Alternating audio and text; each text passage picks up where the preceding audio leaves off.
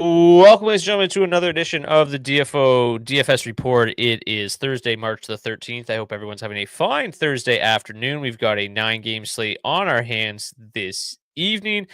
Pretty interesting looking 9-game slate as well. Kind of some lower scoring games. The charts are outrageously surprising. At least that's how I felt. And then I pulled up the Roto Grinders ownership, and they aren't as surprising as maybe I thought they were. So we'll get into that. Obviously, let's start with the goalies, and it's been a great day for goalies at dailyfaceoff.com. Every goalie on tonight's slate is either confirmed or likely, which is great.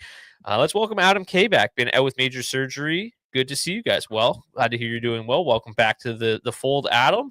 Hopefully we win you some money tonight. Let's get to tonight's starting goalies. We've got Anthony Stolarz for the Toronto Maple Leafs. He will be going head-to-head with Sergei Bobrovsky for the Florida Panthers.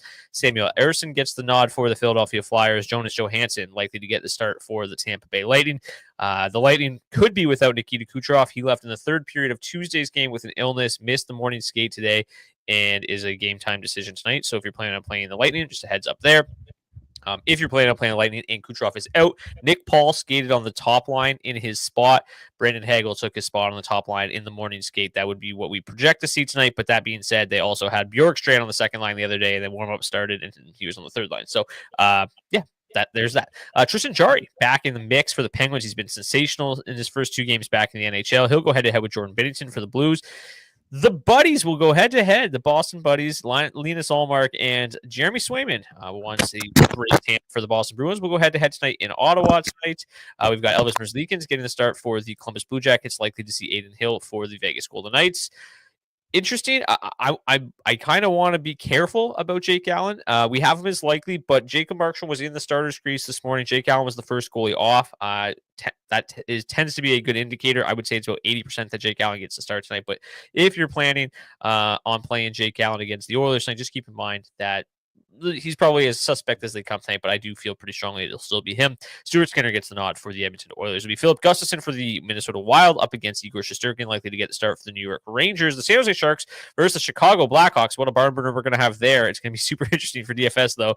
Alexander Georgiev confirmed for the Sharks, second start in a row for Spencer Knight for the Blackhawks. And then in the nightcap, we've got Darcy Kemper going up against his former team, Charlie Lindgren, for the Washington Capitals. If you might recall, Darcy Kemper was traded for Pierre-Luc Dubois in the offseason. And, I talked about it on my season-long fantasy podcast yesterday. I can't recall a one-for-one trade that has worked out as good for both teams as this one has. It's been a really good trade for both sides. Darcy Kemper obviously has been a great netminder for the Kings this year, and Pierre-Luc Dubois has served as a terrific second-line center for the Washington Capitals. Jim B says San Jose, Chicago, gross but fun. Yeah, I mean, so much ownership on that game tonight too, which is so. This is why DFS is so fun, and just sports betting in general. It's like you tune into games and get heavily invested in games that you normally would never give a shit about, never turn on. So let's get into it. Zach, shall we? We've got the Toronto Maple Leafs and the Florida Panthers. The Panthers are minus 130 road favorites in this one. It does look like the Maple Leafs are going to get Chris Tanev back tonight, although he is a game-time decision. In terms of the matchups, not surprising. The Maple Leafs, really bad matchups across the board. Maple Leafs not doing a ton of hard matching here, a bit of a mix across the board, so everyone's matchups pretty similar on both sides of the puck. Brutal matchups for the Leafs. Tough matchup overall. The Panthers, very good defensively. Good matchup overall. On the other side, I think it's safe to say that the Maple Leafs goaltending has not been quite as good as it was early in the season, but Anthony Stolarz going up against his former team, knows all these shooters well. That being said, they all know him very well as well. You've got the top line really grades out tremendously well for Florida. We know that. The second line continues to be one of the best values on any given slate in DFS. So we'll start on the Florida Panthers side of things, Zach. Florida 1 grades out 9th. Florida 2 grades out where? Am I blind? 27th. So there they are. Still just $14,000. Samoskevich at $4,400. Bennett $5,500. Rodriguez $4,100. The price has hardly changed, and still very good value there. Mackey still on the top power play unit. Carter Verhaeghe, Barkov, Reinhart on the top line is $20,400. I feel very similar as I did the other night, and I prefer Florida too. I just the salary relief you get, the shot volume you get. Like, yes, I would still be lying to you if I said that I think Florida 2 has a higher ceiling than Florida 1. It's just not the case. Florida 1 could certainly break this slate open, but at $14,000, it's very hard to pass up the value you get from Florida too. So I loved them the other night. They were one of the best plays in the entire slate. I'm going to be running it back with them tonight. What looks like a pretty decent matchup overall. How about you? Yeah, absolutely. I agree with you here. I really like the look of this Florida 2 line again here. Again, just tremendous shot volume from Mackey, Bennett, and Evan Rodriguez. I don't really see any issue with getting to them and maybe getting a little bit over the field on their total ownership as a line here. 6% for this second line here. A lot of that's coming in on Sam Bennett. 11% ownership here tonight on this slate. So a lot of people are kind of just building around Bennett and not much around Samaskevich or Rodriguez. So I have no problem getting, I guess, different from the field here and just full stacking this line, getting a little more ownership on Mackey and both Evan Rodriguez. I mentioned it the other night. I also like the idea of, Samaskevich, Evan Rodriguez mini stack. Gets you a little bit more different from the field, although I'm not really sure you need to try and get super different from the field on this slate tonight, considering it's 9 games. I think I'm going to mix in a little bit of Florida 1 here, largely because Barkov and Reinhart have just dominated the Leafs in their career. Barkov, 12 goals, 34 points in 37 games. Sam Reinhart, 14 goals, 28 points in 34 games as well. So it looks like both of these top lines are pretty solid plays. Definitely leaning more towards that second line just for the salary savings that you're going to get. Do you have any interest in playing the Leafs? Like, this is obviously a brutal matchup. We've seen the Panthers play very, very well coming out of the break, and no Aaron Ekblad, but Seth Jones stepping up. Like, the matchups are just horrific. This Panthers team is so good defensively, just across the board. The Matthews line obviously super good and kind of matchup proof. We talk about that line a lot, being like, this is a line that we like to play when they're low owned. They're not particularly low owned tonight, specifically Matthews still 13% owned, excuse me, at $8,900. Marner 6,500. Nye's salary has finally come down. He was like 6,900 at one point, down to 4,900. So 20,300 to full stack. I can kind of see how people are getting there. It makes some sense to me. I just don't love this matchup overall, and I feel like the Leafs really haven't scored all that much as of late, and I feel like I've been burned more often than not going to the Leafs. And you take a look at the power play report here. The Panthers also have the number 1 power play advantage on the night, which is huge. Both these teams are heavily penalized, and the Leafs PK has struggled. Getting Chris Tanev back tonight will definitely help, but a pretty good power play matchup here for the Panthers. So that just piques my interest even more on the Florida side of things, and kind of lessens the interest that I've got on the Leafs as the Panthers PK continues to be just outstanding, top 5 over the last 10 games. So, as much as I like the value you get on Florida 2, obviously Florida 1 is the line that, is mostly to target on that top power play unit with Barkov and Reinhart, but Samaskevich and Bennett are there as well. It was Seth Jones. Like, I like that power play unit, both top 2 lines. I'll be more focused on Florida tonight for sure than I am the Maple Leafs. How about you? Yeah, I agree with you overall. I got a little bit of interest in a Matthews Marner mini stack, largely because their price has kind of come down a little bit here. 10 days ago against the San Jose Sharks, Mitch Marner was up to $8K. And Austin Matthews was sitting at $9,500. So, Matthews down to 8,900, Marner down to 6,500. I think you're getting a little bit of better value there, just based off of their pricing here. So I don't mind mixing them in at like 5% for a mini stack. I mean, these are 2 guys who can, bust games wide open against anybody. They've had success against Florida in the past. Matthews, 15 goals, 25 points in 26 games. Mitch Marner, 13 goals, 36 points in 27. I don't know if they're going to have the upside to really break this slate or really get you to the top of a GPP or anything like that, but I don't mind mixing them in at 5% on a mini stack. Don't know if I'll get down to that second line. Their numbers really take a hit with Calle Yarncroc there. Sorry, I'm just trying to finish up the team trend chart here. But yeah, I agree. Like, Yarncroc was a decent punt option for me the other night, but it was more about just the great matchup. Tell me this pricing hasn't changed, right? Like, the matchup pricing is just so different, fluctuating like crazy. So I probably won't get to too much Toronto in this one. Okay, game number 2, we've got the Philadelphia Flyers and the Tampa Bay Lightning. I do think this one's pretty interesting. Obviously, Jonas Johansson getting the start. I think that if Kucherov's out, opens up some value on the Lightning side of things. Like, the Flyers are tough, man. They have been awful as of late. They've scored 8 goals, and I think their last 5 games, 1.6 goals per game on a 5-game losing streak. What is interesting, though, tonight is the top line is going to look a little bit different. Our Noah Cates, Tyson Forster, who are those 2 that you usually play. You usually leave Bobby Brink off. Brink gets replaced with Travis Konechny. You feel like this line's got a little bit more offensive punch now with Travis Konechny up there. He's been pretty quiet this year, all things considered, but a decent looking line here on a decent looking matchup. I do think that the matchup probably gets worse if Kucherov plays, because Nick Paul, pretty solid two-way player. That being said, this is a line that we know has had some success this year. Their numbers actually take a bit of a hit without Bobby Brink and Travis Konechny, but I think that the offensive upside here is pretty good. We know that Tortorella loves going to this line. He's got to shake some stuff up. Now, Philadelphia comes in at 14,700. They're seeing about 7% ownership. Like, it used to be just kind of like Jonas Johansson's getting the start tonight. It's automatic target Jonas Johansson. He has been significantly better as of late. And this isn't just like a small sample size. His last 10 starts, he's been good, like legitimately good. He's 6-4 with a 913 save percentage and 1 shutout during that stretch. It's pretty damn good. This is a Flyers offense that is struggling to score, but like, there's enough value here, and I know who Jonas Johansson used to be to at least still get me interested in the Flyers tonight. The value is just so good, 14,700 on that top line. The second line, 15,500, their underlying metrics have been outstanding. Matvei Mishkov's been really, really good as of late. I probably still leave Sean Couturier off, but Owen Tippett and Mishkov mini stack seem still like they're pretty playable. So I like this Flyers top 6 just because of the price and the fact that Johansson is going to get the start tonight. I have concerns that they're still going to struggle offensively, but with Johansson, like, I still think he's good to give up 2 or 3 tonight, and I think that the value here is too good to pass up on the Philly top 6. So let's start the Flyers, then we'll make our way over to the Lightning. I'm assuming you're going to be mixing the Flyers in tonight as well, as gross and questionable as it feels. Yeah, it's a little gross for sure. I mean, I think I feel a little bit better about it with Travis Konechny coming up there onto that top line. This is a guy who's probably the best offensive player all around for the Philadelphia Flyers. Hasn't been great as of late. That's definitely a little bit of a point of concern here. $6,300 for his salary tonight, seeing 7.5% ownership here.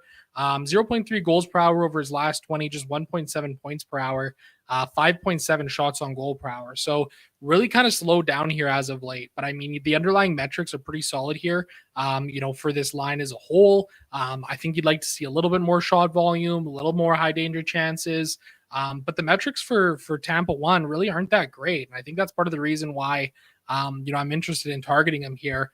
I don't think I'm going to get crazy or anything like that, but I think at the ownership that they're seeing here tonight, I think they're fine to kind of mix into your 20 max here tonight. I know I'm going to be certainly mixing them in. I like the idea of the mini stack. I mean, they're the 8th best line to target overall on the slate here, and they're only seeing 6.9% ownership. Nice. I think I can get there. I think I can get there a little bit on this second line as well. Again, doesn't feel the greatest, but I kind of like this matchup here. If you take a look at a smaller sample size on Johansson, basically since Christmas, 3-4 with an 888 save percentage. He's given up 3+ goals in 1, 2, 3, 4, 5 of those 7 games. So he's certainly gettable still, without question. But I just wanted to point out that he's been better than he has in years past. Like, he's not just kind of like an auto fade at this point, especially with the Flyers offense struggling. Okay, team trends chart is complete. Let's bring it up here. The Flyers, the offense is just so anemic, right? Like, it's mostly the power play that is an issue. Power play is horrific, but 5v5, I mean, they're still scoring 2.66 goals per game over the last 10. They're not generating a ton. Like, it's not a fun click, but the Lightning haven't necessarily been that great defensively. Andre Vasilevsky's covered up a lot of those lumps, and Johansson's probably not going to be as successful. So the value is just a little bit too good for me to pass up. I'm not 100% sure who's going to be on power play one tonight with Rasmus Ristolainen out. I think it's either going to be Jamie Drysdale or Igor Zamula. I've got Drysdale there now.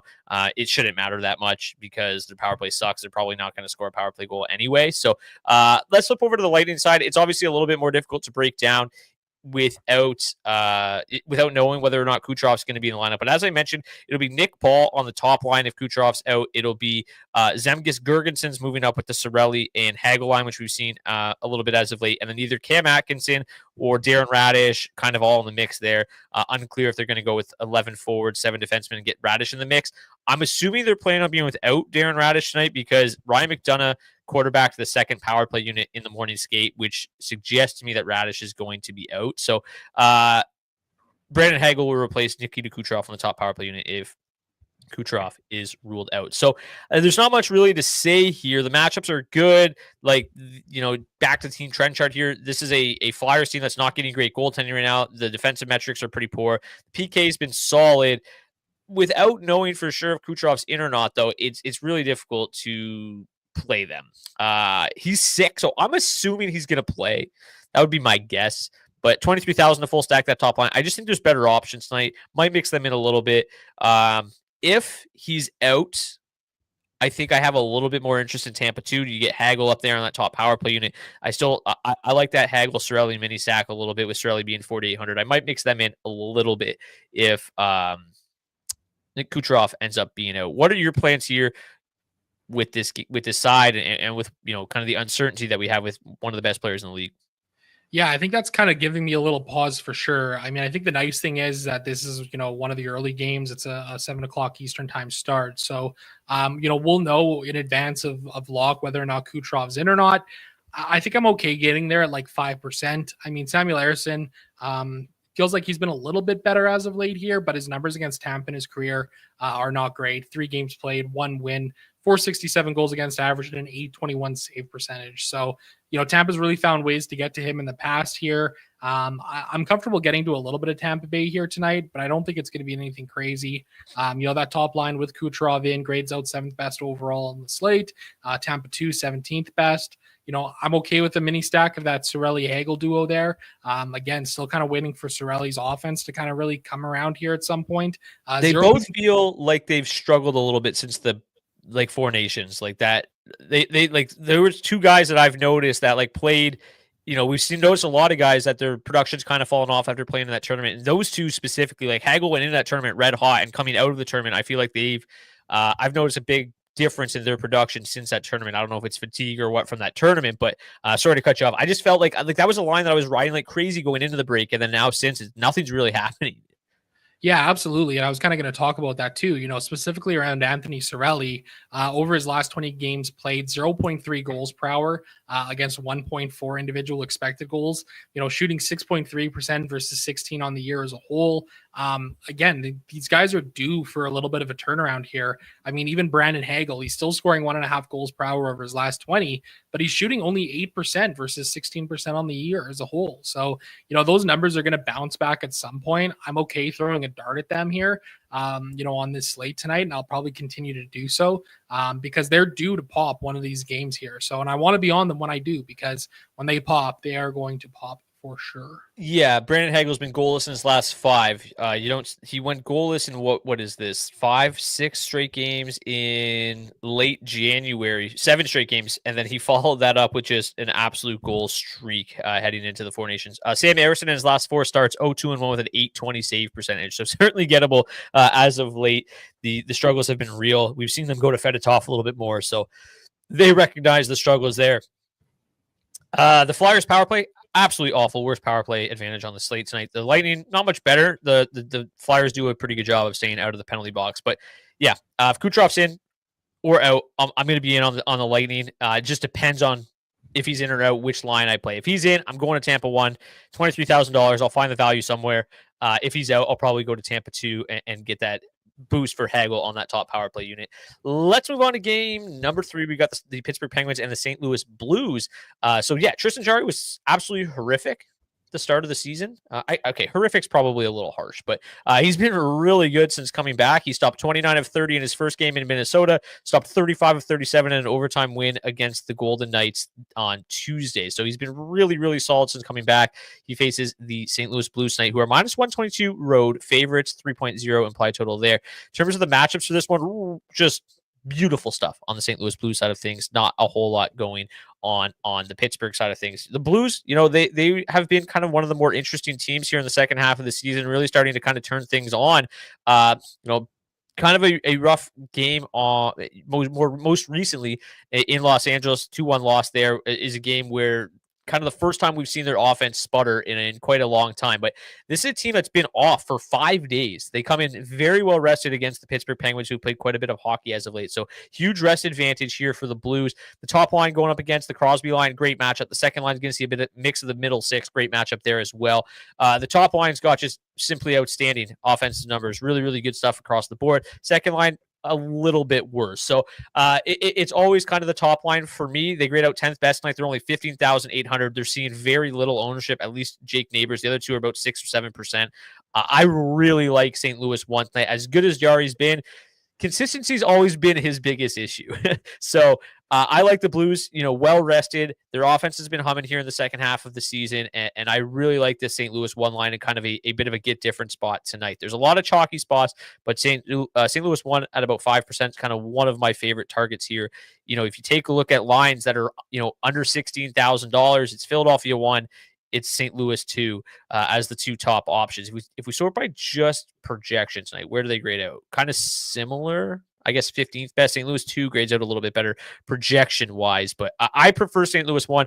Let's start on that side of the puck. Zach, where are you going with the Blues tonight? Yes, I'm playing the St. Louis Blues here tonight. I'll be on both of these lines. A little bit of a soft spot for that second line with Dylan Holloway there, former Edmonton Oiler, of course. He's been having a great season this year here in St. Louis. I've got interest in playing both of these lines. I'll probably get to like 10%. St. Louis 1 grading out as the 10th best overall, St. Louis 2 15th best. It seems like a really solid spot here against the top 6, of the Pittsburgh Penguins that are just absolutely horrific defensively here. I mean, I guess the top line has been a little bit better in terms of their underlying numbers, but still giving up, 3.7 goals against per hour here as of late. So it seems like a bit of a tough spot here for the Pittsburgh Penguins. Fire me up on the St. Louis side of things. The ownership's pretty low on them, 5% for that top line, 8% for that second line. I have no issue getting a little bit over the field here on the St. Louis Blues side of this game. So that's kind of what I'm thinking with this one here. The power play doesn't grade out very well, unfortunately, for the Blues tonight, because that would be an interesting way to kind of build your lineups around. But you know what? I think that these lines rather will be just fine at 5-on-5. Yeah, and take a look at the team trends here. The Pittsburgh Penguins, I guess they would be, the second worst defensive team at 5v5 over the last 10 games. The goaltending's obviously improved a little bit as of late, but still 2.92 expected goals against per 60 is pretty brutal. The Blues have been fortunate to be as good offensively as they have been, but they're still producing a decent number of expected goals for per 60. So with this matchup, I think it's a decent spot for the Blues. I like them a lot. And then you look at the Blues defensively, they've been very, very good. For some reason, though, just not getting any stops on the PK, but they've been doing a really good job limiting chances on the penalty kill as well. The best 5v5 defensive team on the slate tonight. So I basically have no interest in Pittsburgh, although I said it the other night, I'll probably still continue to mix that top line in on any given slate just because they are playing so much and it's impossible to ignore. Like, they're projected for 35% of the 5v5 ice time tonight. That's a massive number. And they are going to go head-to-head primarily with that top line of the St. Louis Blues, which is the worst defensive line the Blues have. So if there's anybody that's going to pop on the Penguin side of things tonight, it is that top line that just seemingly does not come off the ice. But I do have some reservations about how good the Blues have been defensively as of late. I will probably get to just like 5% Pittsburgh one, just in case they decide to pop, maybe match the field at 10%, but I'm not going to get too carried away. They are one of the higher owned lines overall on the slate, third highest. So I feel comfortable matching the field there at about 10%. St. Louis 2 comes in as the fourth highest owned line. I like St. Louis 1 a lot more, and they're a lot less owned tonight. So you're probably going to be evenly split between them, you said? St. Louis 1 and 2? Evenly split between the Blues? Yeah. Yeah, I think so. Like, I'll probably get to 10% on each of these Blues lines here. I've also got a little bit of interest here in Pittsburgh 1. Won't be anything crazy for me, but I mean, like you said, they play 35% of their ice time. They grade out tremendously well overall as the second best line on the slate to target, and they really popped off against the Vegas Golden Knights the other night. So I don't mind getting there here, but nothing crazy for me, like 5, maybe 10% Pittsburgh 1 in my 20 max here tonight. Yeah, I'm trying to pull up that game against the Golden Knights just to see, like, Yeah, they played 15 minutes and 16 seconds at 5v5. The next highest line was the Lizotte line at 10:28. So like they just aren't coming off the ice. They didn't have a great game, really, against the Golden Knights. They just played a ton. They also fully correlated in the top power play unit, which isn't a great spot, but it wasn't that night either. It's not a terrible spot either. So, yeah, they're worth getting to just from a pure like numbers game here, just how much they play. And they're really not that expensive. They're a lot cheaper than they were going into the Four Nations break. 19,300 is not cheap, but it's not outrageous either. Okay, Ottawa and Boston. The Senators 3.3 implied total minus 192. I was on Sergei Bobrovsky against the Bruins the other night, and then all of a sudden it looked like he was going to get a shutout. And I'm like, this was a great play. And then they lost. The Bruins, to their credit, good effort game. I don't know how much talent this team has outside of that top line yet, or still, but that top line is really good, and that top line is going to play a lot. They're projected for 32% of the ice time tonight. They're going to go head-to-head with the Shane Pinto line tonight. That Shane Pinto line has been matching up with the opposition's top line as of late. Not a great matchup overall for the Boston top line. You know, we talked about that Kachuk line with Stützle and Giroux. Their offensive metrics are fairly pedestrian, slightly above average. I don't know how much I love them. The Dylan Cousins, like, he's gotten on the board in his first few games with the Senators, but very fortunate to do so based on the underlying metrics. So I honestly don't think I'm going to get to a ton of this game tonight. I just think that, you know, especially kind of with the build up between the Ullmark and Swayman going head to head. You know, Linus Ullmark played tremendous the other day. Jeremy Swayman's been really good as of late. I probably won't get to a lot of this game. I think the only interest I have is mostly around Boston 1. We just saw, like, the Senators have been pretty good defensively, or they've shown to be pretty good defensively at times this year. They haven't been that great over the last 10. We saw them just give up 50 shots on goal to the Detroit Red Wings a couple games ago. Like, they can be leaky and have poor showings. And I do think that the way Boston 1 fully correlates in the top power play unit, that top power play unit, you know, obviously hasn't been good, but the Senators PK is awful. So I think there's an avenue to where Boston 1 is successful tonight. I don't know, again, how much full stacking I'm going to end up doing. They're pretty fairly priced, though. 5,200 for Geeky, 4,600 for Zaka. You know, more interest, similar to the field here, 9%. Pastrnak, 2% for the other two. Like, that's kind of how I feel like it'll probably be like 5% Boston 1 and 15% Pastrnak in this game. I don't think I'm going to get crazy exposed to them, but I do think this is a pretty sneaky good spot. They grade out 5th best with very, very low ownership. So I'm probably going to take some swings here. I think that there's an opportunity where, or an avenue to which Boston 1 is successful. What is Mason Low-Rise price at this point? He's been really good since Charlie McAvoy went up $4,300. I can certainly get there on low ride again tonight too. So, you know, maybe it's a little bit of low ride, Pastrnak mini stacks. Maybe it's a little bit of Boston 1 with low ride. That's most of my interest. Are you different than me? Or do you have a little bit more interest in the Sens than I do? Listen, man, I've been bit time and time again by these Ottawa Senators here as of late. I cannot seem to get the forward group right. Tim Stützle continues to disappoint me. Brady Tkachuk, you know, he does fine. Maybe I'll just play some Jake Sanderson. He's been an absolute dog here as of late. You know, I think for me, like I'm in agreement with you here on this Boston 1 line. 5th best line overall to target on the slate. I'm going to comfortably get to 10% full stack of these guys here. David Pastrnak pretty much owns the Ottawa Senators. 31 games played, 19 goals, and 44 points, averaging 15 DraftKings points per game, not including any of the bonuses, which we all know he is live for because he takes 12.7 shots on goal per game, shots on goal per hour of ice time over his last 20 games, 1.8 goals per hour, 4.7 points. He's been absolutely tremendous. You know, Pavel Zacha, his production continues to come through assists, 1.9 per hour, no shot volume to speak of. You know, 6 goals, 14 points in 22 games against Ottawa. Then you got Morgan Geekie up there too, who is just absolutely red hot right now since he's joined this top line. 1.9 goals per hour over his last 20 games. Definitely on a shooting heater, you know, shooting 32.5% over that time. But again, he's a guy who's also had success against Ottawa in his career. 9 games played, 2 goals, and 6 points. So I have no problem getting over the field here on Boston as a bit of a get different spot. You know, the price is, all things considered, pretty reasonable to full stack these guys. I mean, $18,600 is a nice little price point. David Pastrnak too, second best raw projection overall on the slate behind Macklin Celebrini. I really like this spot here for the Boston Bruins top line, and Mason Lohrei as well. I think he's a great play too, as you mentioned. Fire me up here, man. I'm very interested. I apologize. I misspoke. Our friend Marsharks reminded me that Pavelzak has been bumped from that top power play unit in favor of Casey Middlestad, Elias Lindholm. But you still got Kiki and Pastrnak there as well with Lohrei. Zach would be the guy that I leave off pretty regularly anyway, unless you need a little bit of salary relief at center. But thank you, Marsharks, for the reminder there. And, it's funny with these Sens, dude. Like, you say they've been burned by them, and they're scoring like crazy as of late, but they just it's just kind of coming from a little bit of everywhere. The only guy that's really been red hot is Jake Sanderson and Brady Tkachuk.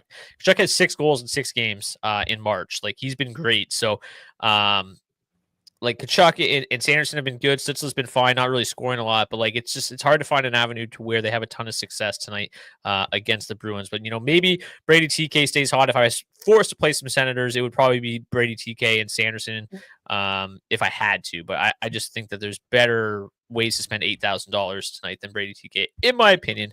Any final thoughts on this one before we move on?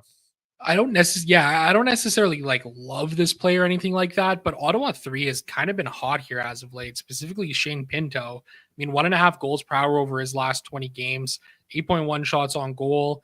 $12,500 to full stack them. Not that I would or anything like that, but they do have the best matchup here on the Senators side of things. And they also play 28% of the ice time. They actually play more than that top line does. So, if you really want to kind of get into the weeds of getting different here, I don't mind a dart throw on Shane Pinto. A little expensive at $4,900, but there could be something there. Let's move on to game number 5, I believe. The Blue Jackets host the Vegas Golden Knights. The Vegas Golden Knights are minus 183 road faves, 3.6 implied total for them. The Blue Jackets at 2.7.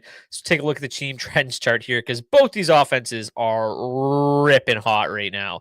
The Blue Jackets much worse defensively than the Vegas Golden Knights. The Vegas Golden Knights, though, suck on the PK. Unfortunately for the Blue Jackets, the power play has been pretty anemic, but they're back on home ice tonight. So it feels like it's been a minute since the Blue Jackets have been on home ice. How long was that road trip?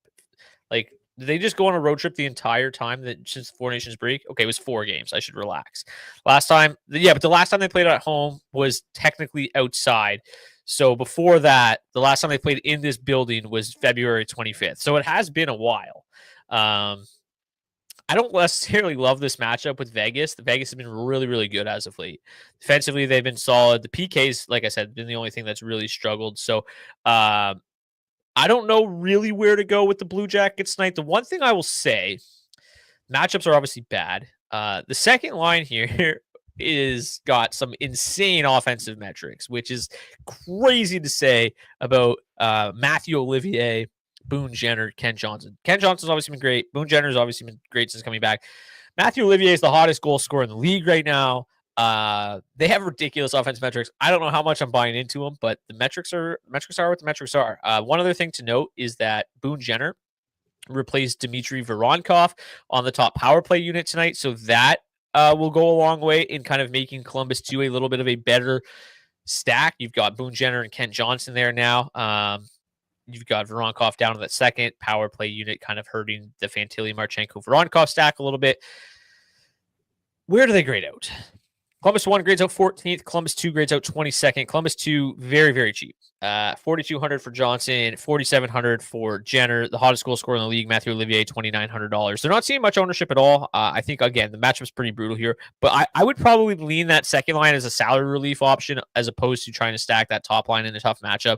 The fact that you've got Jenner and Ken Johnson, you can full stack them for $8,900 or mini stack them for $8,900. And now they correlate the top power play unit. And like I said, that's a power play or a penalty kill for the Golden Knights that has not been very good, 25th over the last 10 games. So opportunity here. The problem is the Golden Knights, one of the most disciplined teams in the leagues. I don't have a ton of interest in this Columbus side of things. I'm trying to find a way to talk myself into it, but I just kind of keep spinning my tires here. But if I had to play them, it would probably be like Ken Johnson, Boone Jenner mini, maybe mix Zach Werenski, and he does project still as, even with a tough matchup, the best defenseman on the slate. Start with the Columbus side of things. What are your thoughts on them tonight? staying away? Yeah, I've Or got interest here. They've just been so good offensively as of late, and they're really not that expensive to get to. All four of these top six lines all grayed out within the top 22 lines to target here tonight. I'm okay throwing a 5% dart throw at both Columbus 1 and Columbus 2 here. Maybe get a little bit over the field on Columbus 2 with some mini stacks or something like that if I need to find some ways to save some salary. They've just been so good. The underlying numbers are just so strong here for this Columbus side of things. It is a tough matchup. It kind of goes without saying here, going up against this Vegas Golden Knights team. The one saving grace I think here for Columbus 2 is they're projected to see 65% of their ice time going up against Vegas 2 here, who have given up 3 goals per hour of ice time as of late here. So the rest of their underlying metrics are pretty solid, but they're kind of leaky a little bit in terms of allowing goals again. So I don't mind throwing the dart here on Columbus 2. I'll probably sprinkle in a little bit of Columbus 1 as well. Like I mentioned, 5% I think is more than reasonable. It feels like the salaries have come down here for Columbus 1. It feels like it wasn't too long ago that they were like exorbitantly high. $6K for Fantilli, $5,300 for Marchenko, $4,900 for Voronkov. Like I can get there on these prices. Again, I do recognize it's not a great matchup or anything like that, but they've just been so hot offensively as of late here. I'm willing to take that shot, I think.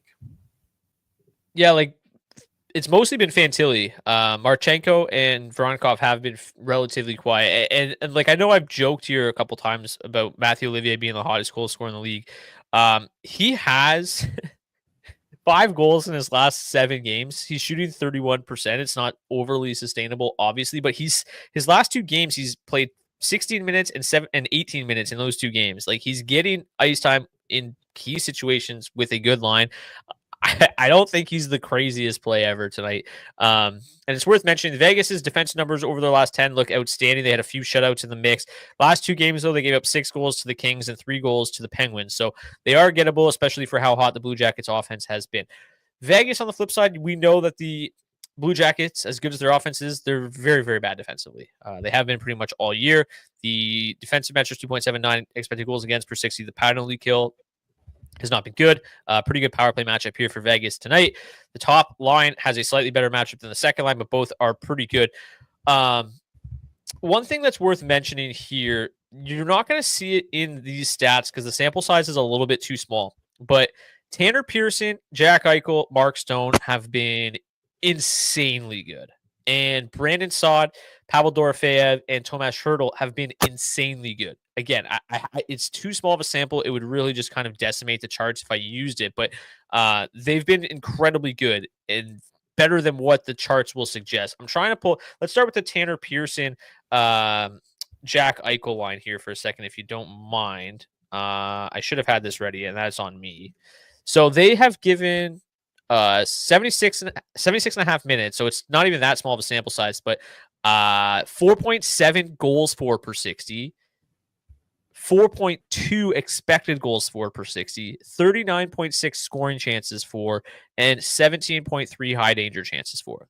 They've been incredible. Now, Brandon Saad, Tomas Hertl, and Pavel Dorofeyev have played less ice time together, but still 61 minutes. They have averaged 91 shot attempts per 60, which is insane. 3.8 expected goals for per 60, 41.9 scoring chances, and 12.7 high danger chances. Both these lines have been insane. So I'm going to be getting to them a lot more than maybe what the charts might suggest as they grade out 20th and 21st. They're not seeing a ton of ownership. 18,200 for the top line, 16,300 for the second line. I still prefer the second line slightly, just because of the price tag, and they're still, you still got Hertl and Dorofeyev on the top power play unit. But both these lines would, if I use those samples, would be easily in the top 10 tonight. So I just wanted to make sure that was kind of known and out there because they've both been fantastic. So Zach, did I change your mind at all? No, I mean, I've got interest here in the Vegas Golden Knights for sure. I think what's really interesting when you look at these top 6 lines right now, Tanner Pearson projecting for 2% ownership, Brandon Saad projecting for 4.5% ownership. They haven't been lights out offensively or anything like that individually, but Pearson's got 9 shots on goal per hour over his last 20 games played, 8.5 over his last 20 for Brandon Saad. you got a little bit of a floor there. The offensive upside is definitely there for these lines. I'll be getting there tonight. I think I don't really have any issue, getting to 10% of each of these lines or 10% owned of all these players in some way, shape, or form. The power play, let's take a look at that really quickly too. Looks pretty decent as well here for the Vegas Golden Knights. Nothing crazy or anything like that. Sixth best matchup on the slate as a whole. One thing that's kind of interesting, Brock, because I'm just kind of scanning through things right now. Elvis Merzlikins has absolutely dominated Vegas in his career. It's a really small sample size of 4 games played, but he's got 3 wins, a shutout, 2.01 goals against average, and a 930 save percentage. Far and away the best numbers against any team in his career. I don't know why it's Vegas. It seems super random. Maybe worth a dart throw on some 20 max lineups tonight at 7K. He'll definitely see a lot of volume. Could be an interesting game here nonetheless, just because of that factor as well. Every time you've done this to me on the show, I've been on the team on the opposite side, and that goalie ends up having a big game. I keep telling you that these stats don't mean that much, and then they always come to fruition. So I don't blame you for keep bringing them up. I feel better about Tanner Pierce than I do Brandon Saad. Saad has had kind of one big shot volume game more than anything. He's been solid though. I don't think he's a bad play, but Pearson feels a little bit better than Saad, despite and he's also $600 cheaper. So okay, let's move on to game number whatever we're on. New Jersey and Edmonton. The Oilers are -132 road favorites, 3.2 implied to a lot of road favorites tonight. Pretty bad matchups across the board here.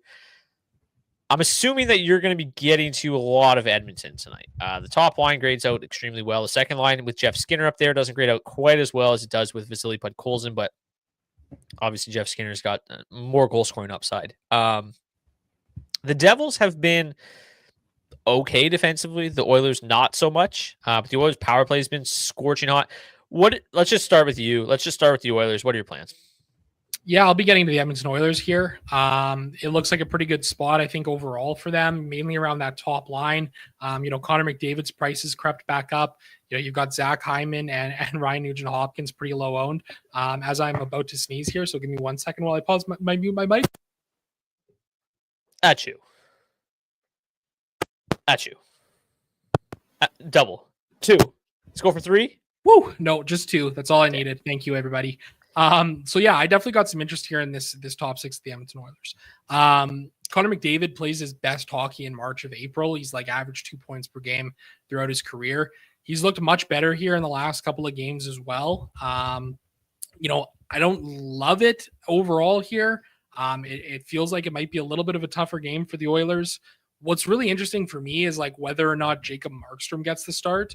Markstrom has been absolutely terrible against the Edmonton Oilers. Which is probably why it'll be Allen. Pardon me? Which is probably why it will be Allen, because didn't he just have a big game against the Oilers recently too?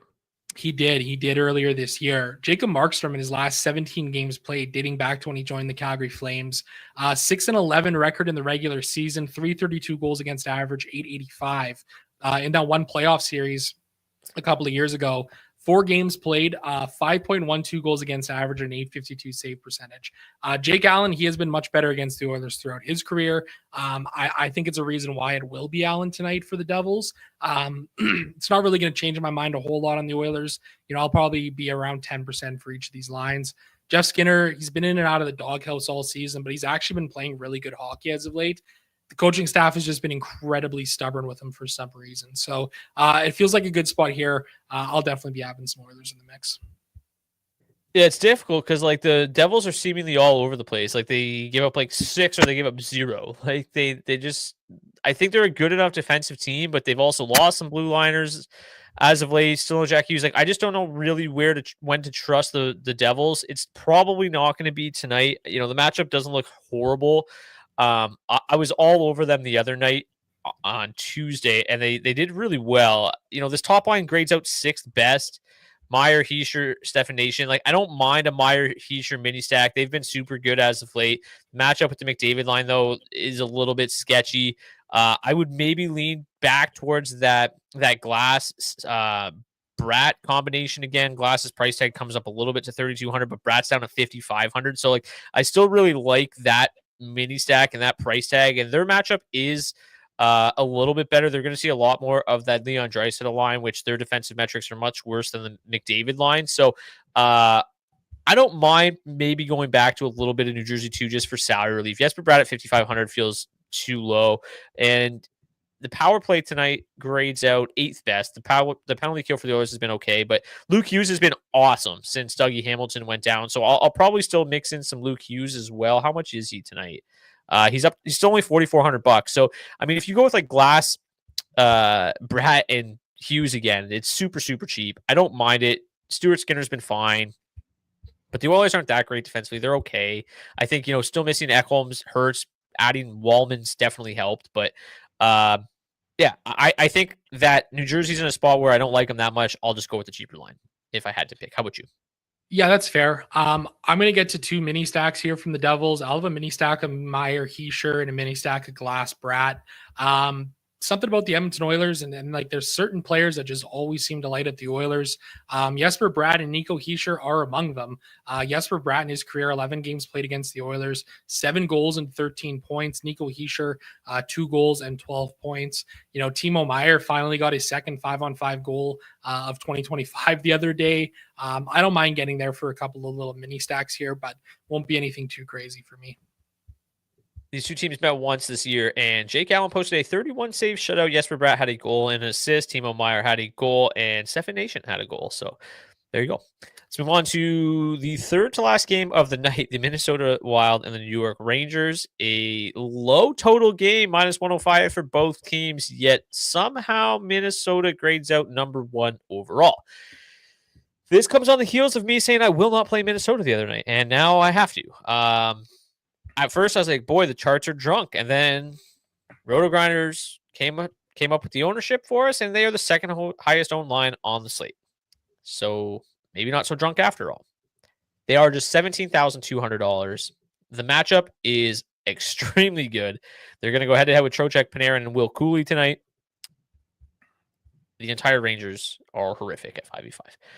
The offensive metrics for the Minnesota second, third, and fourth line are disastrous. The top line is very, very good. Boldy, Zuccarello, and Rossi have been awesome together. I kind of get it. On the power play, they've been good. The Rangers' PK has been good. I'm not going to get too carried away. I still think this is an offense that's going to struggle to score goals moving forward, but I can't just not play the number 1 ranked line in the charts. The matchup looks good. The 5v5 metrics look good. I'm going to trust the process here. I think the fact that they fully correlate on the top power play unit, the fact that they're only $17,200 makes them, despite kind of their issues, easier to play. So fully correlate on the top power play unit with Brock Faber, I can get behind it. How about you? Yeah, I agree. I'm pretty much just going to get right to the field here on Minnesota 1. 10% Rossi, 10% Zuccarello, 15% Matt Boldy. I think that's a fair way to go. Maybe be a little higher on Boldy just because he's got a great raw projection and thanks to his tremendous shot volume. 2 goals in 5 games, 2 goals and 5 points in 6 games against the Rangers for Boldy. In the charts we trust, man. They're the number 1 overall line for a reason. Somewhere in there, the math is mathing, and this is what we're getting. So I have no problem getting there on Minnesota 1. The Rangers side of things, I like the fact that Will Cooley's kind of been bumped up here to that top line. Alexis Lafreniere has kind of really been struggling as of late. Cooley's been on a bit of a goal-scoring heater here as of late. So I don't mind it. I just don't really know if I can really get behind this Rangers team against a pretty still defensively sound Minnesota Wild club. Yeah, I mean, we saw the Wild. I mean, it's probably because I played Colorado and I've seemingly broke Makar and McKinnon, but we saw them shut down the Avs the other night, albeit in the second half of a back-to-back, but they are obviously still good enough defensively to slow teams down. Philip Gustafsson had a good night that night. I mean, these underlying metrics without or with Cooley up there is kind of questionable. Somehow, some way, the Rangers one has really struggled without Alexis Lafreniere. So the second line, I mean, just haven't been getting enough from Zibanejad and Miller as of late. The matchup is not very good either. So I'm probably going to steer clear of the Rangers tonight. They are not doing much at 5v5. The power play stinks. But boy, this is horrific. Like I trust the charts, but I'm not pouring my heart and soul into Minnesota 1 tonight. But the price tag is a little bit too good to ignore. Please tell me that Igor Shesterkin sucks against Minnesota. Let me see. Let me pull it up really quickly here. Igor Shesterkin, 3 games played against the Wild in his career, 2 wins, 295 goals against average, and a 912 save percentage. Okay. About league average, a little bit above league average. San Jose and Chicago is maybe the biggest game of the night. Said nobody ever until tonight. Maybe in like the early 2000s.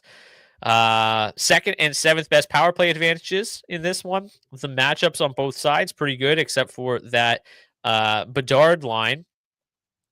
This game is going to be wild. San Jose 1 grades out 4th best. They are also projected to be the highest owned line on the slate. And they were fairly chalky on Tuesday. And I played them, and they did shit. And I said to myself, I am never playing a chalky San Jose team ever again. 2 days later, I am playing a chalky San Jose team. The reason being is they put Eklund, Celebrini, and Toffoli back together. Their underlying metrics are awesome. Super good. Eklund, been good. Celebrini been awesome. Toffoli been red hot over the last few months. I trust this line in this game. The only thing giving me pause is Spencer Knight's been really good for the Blackhawks. So there is a route to which this fails. And I'm definitely going to hedge my bets with Spencer Knight lineups tonight, because if I'm willing to play him against the Avs, I'm definitely willing to play him in a serious chalk busting situation here against the Sharks. So as much interest as I have in San Jose 1 tonight, I have almost equal amount of interest in Spencer Knight on the other side. It's going to either just kind of crush some of my lineups. Obviously, some of them are just going to be dead, but I feel like you have to hedge your bet here with a chalky San Jose 1 line. They've been just too good to ignore. And part of my concern, though, is they are projected to see 50% of their ice time against that Donato Teravainen line. I won't be shocked if they switch that matchup up. Like, it just doesn't make sense to put your best offensive line out against their best defensive line. So I think this matchup probably improves. I wouldn't be surprised if it looks a little bit more like this third line matchup, which is one of the best on the night. So that gives me more excitement. I'm in on San Jose 1. That's the only San Jose line I will play. Will Smith's been red hot, but I don't care whenever he's playing with Alex Wennberg. I'm off of it. On the flip side, I probably will avoid the Bedard line because they go head-to-head with that Wennberg line, but I will be back on mostly Donato, maybe some Teravainen as well. That's where I'm coming in on this game, which is kind of the chalk, but I'm willing to eat a little bit, and I'm going to be very nervous watching this game. Yeah, I agree with you here, man. I'm going to be eating the chalk here on San Jose as well. Celebrini and Toffoli, when they're together, they are absolutely electric. And I mean, they've been electric on their own here so far this season. The vibes have just been incredible in San Jose, and these guys continue to just shoot so many damn pucks. Macklin Celebrini, 11.4 shots on goal per hour over his last 20 games. Tyler Toffoli, 12.1. Far and away, the guys who shoot the puck for the San Jose, like, they're really like almost the only 2 guys who actually shoot the puck for the Sharks. So I have no problem loading up on them. Might be a little scary. I might even see myself a little over the field on this San Jose 1 line and really just try and take a stand. I also agree in playing some Spencer Knight tonight. I mean, he's 8K, price tag's a little bit high. He's projected for just 1% ownership tonight. Like, literally nobody is going to play him. So I have no problem playing him as a potential chalk buster here on this slate as well. I think he absolutely has the ability to stand on his head here. I mean, he's projected to see 31 shots on goal tonight. I mean, I think this is a really, really interesting spot for Knight. I mean, since he's got to Chicago, he's got a 198 goals against average and a 941 save percentage. Why would you not play him in a potentially huge leverage spot? I absolutely love Spencer Knight tonight as much as I love the Sharks, which is hilarious. But Lev Shunov obviously was recalled as well on the Chicago blue line, and he was ridiculous in his NHL debut. He played 20 minutes, 55 seconds, had 6 shot attempts, 3 shots on goal, 2 blocks, and he's minimum price tonight. He's going to be back on the second power play unit. Lev Shunov makes a lot of sense if you need a cheap defenseman. And he is projected for a decent chunk of ownership, but like, it should probably be higher than 7.3%. So, I don't know how long it's going to be before he's on the top power play unit, but expected to be back on the second power play unit, at least to start tonight. Lev Shunov makes some sense. And let's just take a look really quickly at how chalky these two lines are. So Celebrini and Toffoli are the two, and Eklund are the three highest owned forwards on the slate. Ryan Donato comes in at, what is that, seventh highest owned forward on the slate. So a lot of ownership coming in on this game. But like this right here is why you should probably play some Spencer Knight, just in case, because it just makes too much sense. As I mentioned, seventh and second best power play advantages of the night. Alex Vlasic's been really good as well in that top power play unit for the Blackhawks. Donato, Teravainen, Vlasic, maybe mix in some Bedard. I don't think that's unreasonable. A lot of people think that Celebrini's better than Bedard. Maybe he'll be fired up for this one. What's Bedard done lately? It feels like not a heck of a lot. Donato just really stealing the thunder. I was looking to the other day. So Bedard has 1 goal and 2 assists in his last 10 games. Over the last 24 games, I think it is, for Ryan Donato, he is third in the NHL, behind only Pastrnak and Jason Robertson in 5v5 points. That's outrageous. Make it make sense. Let's go to the final game of the night, the LA Kings and the Washington Capitals. Not a whole lot of interest in this game. The top line for the Kings has the best matchup overall. They're going to see a lot of that Ovechkin line. Kempe, one-offs, I think, makes sense. What's Kuzmenko's price tag tonight? Because he's been okay. Kuzmenko, $4,800. Probably won't get there. He played 15 minutes in his first game, played 11 minutes in the second game, kind of classic Kuzmenko things. But he has 6 shots on goal and 12 shot attempts in 2 games with the Kings. So kind of worth noting if you want a super cheap, not super cheap, but $4,800 zero owned play. Maybe more of a late slate play for me though. And on a late slate, how high owned is San Jose going to be on the late slate? So Kuzmenko is a guy to get a little bit different there. These other 2 lines have been great, right? LA2, LA3 have been really, really good. LA3 is just 13,400. LA2 is only 15,300. So neither, LA2 specifically, not seeing any ownership at all. I think it's an okay spot for them. They've been super good. Charlie Lindgren just hasn't been that good. And really either has Logan Thompson lately. But Charlie Lindgren, as of late, he was really good against Seattle, but who cares?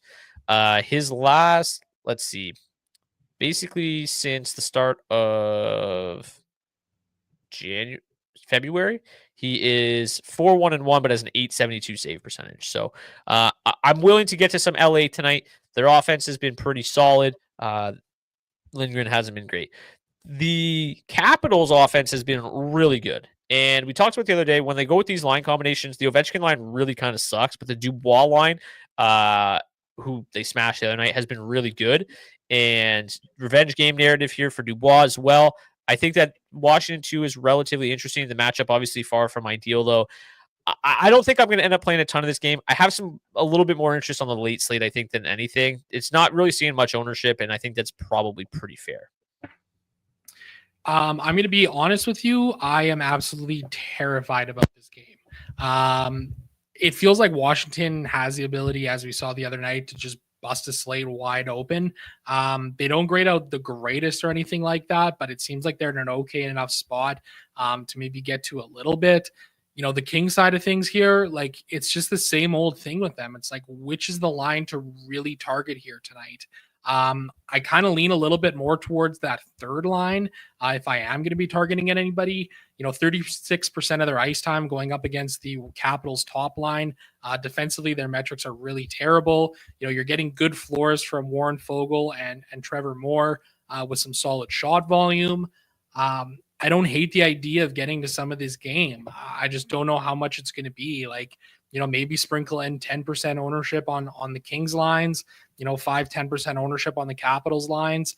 I don't love it, but I kind of am a little scared about getting burnt by this one for whatever reason. It does have the highest pace score of the entire night here as well. I don't know, man. I'm a little nervous about it. I'm not going to lie, but I also don't really know where to go with it. And that's the part of it that kind of terrifies me a little bit. I guess one saving grace is the Kings are basically the best road team in the NHL. They've given up the second fewest goals against on home ice. They have the second fewest expected goals against on home ice. So hopefully they can neutralize the Capitals a little bit, because I'm probably not going to have a lot of exposure there to a high-powered offense, obviously. So, I didn't play a lot of them against the Ducks the other night. I'm certainly not going to just change my mind entirely from one game against Anaheim and play a lot of them against the Kings. But I share similar feelings that this game does feel like one that could kind of just ruin me tonight. So, but yeah, the Kings are just too difficult to pick, and I kind of agree in those spots. Like LA3's got a pretty good matchup, and they're the cheapest. So, they're actually are they the highest owned of the group? No, I guess LA1 is, but yeah, decent value on LA3. Let's get to some goalies and some defensemen. We've already been nearly an hour, so I won't waste too much more of your time here. But I guess I should go to the defensemen if I want to talk about them. Talked about Levshunov, obviously $2,500. Love that price tag. But if you want to get to Vlasic's got to be around here somewhere. Vlasic makes sense too. $4,300. Gonna be one of the higher owned defensemen tonight as well. Highest owned defenseman on the night is Cam Fowler back in the lineup after having a baby. Congratulations to the Fowlers. $3,500. We like the Blues tonight. I think he makes some sense too. Luke Hughes already mentioned him. Levshunov, love. And Braden Schneider, Zach Jones. I don't love the Rangers tonight, but I think they make sense. If you're playing the Wild, I think obviously Brock Faber makes a lot of sense at $4,700. He's been really, really busy as of late as well. Boy, gets ugly quick, doesn't it? Yep. Not great. Who do you like tonight, Zach? Not really a whole lot of guys. Braden Schneider for sure. Okay, but like 15% ownership. I think the public must just be looking for him to come in with some new dad strength or something like that, because his underlying numbers have not been great as of late in terms of his shot and block volume. Saving grace, 0.4 goals per hour and 1.5 points per hour over his last 20. So he's finding some ways to be productive out there. Mason Lowry, you mentioned him earlier. Yeah. I think Middleton looks like a fine play value-wise. Levshunov, I'll definitely be over the field on him tonight at minimum price. Love to jam him in.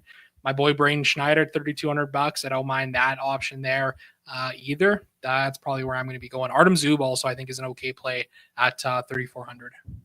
I just saw somebody else, and I already forgot who it was. Oh, Ryan McDonough, $3,200. If he's going to fill in for Darren Radish on that top or second power play unit and play about 23 minutes tonight in a good matchup at $3,200, I'm fine. Okay, goalies tonight. I'm not going to play any Jonas Johansson. I don't think he's the worst play ever, though, because I don't think anyone's going to play him. But most expensive goalie or second most expensive, it's hard to really stomach that. Both goalies in that Boston game, Linus Ullmark, $8,200. He projects as the best goalie overall. I think he makes a lot of sense, but I also think paying down for Jeremy Swayman at $7,200 makes a lot of sense. I like both of them quite a bit.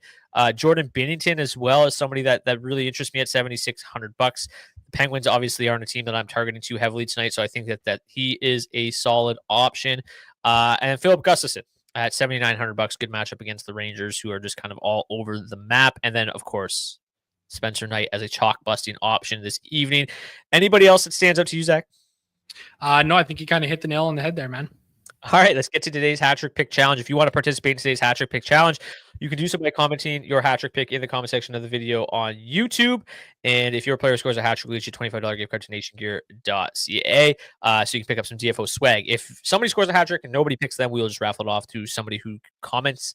We also give away $50 every single Friday, $50 to nationgear.ca. So if you come in to the show tomorrow, all you got to do is drop a comment in the live chat. You'll be entered to win $50 to Nation Gear at the end of the show. We'll raffle off that at the end. But Zach, you pulled out one of our probably best DFO head-to-heads last night.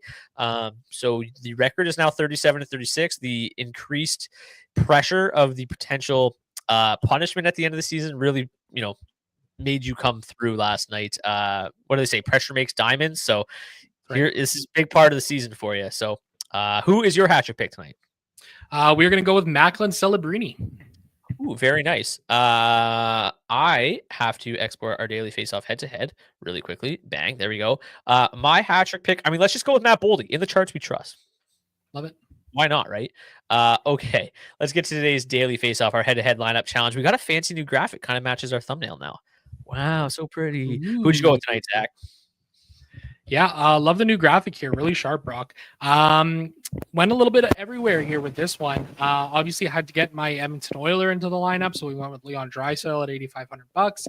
Got a Philly 1 mini stack of Noah Cates and Tyson Forrester. Thank you, Jim B. I know that he's speaking about my lineup here, which is really nice of him. Matt Boldy and Matt Zuccarello, they look great here for Minnesota 1. Macklin Celebrini, a little one-off action for him. Don't feel great about Jordan Binnington in the crease, but he does look like a decent enough play here tonight. And then we went Artem Zub and Lev Shunov.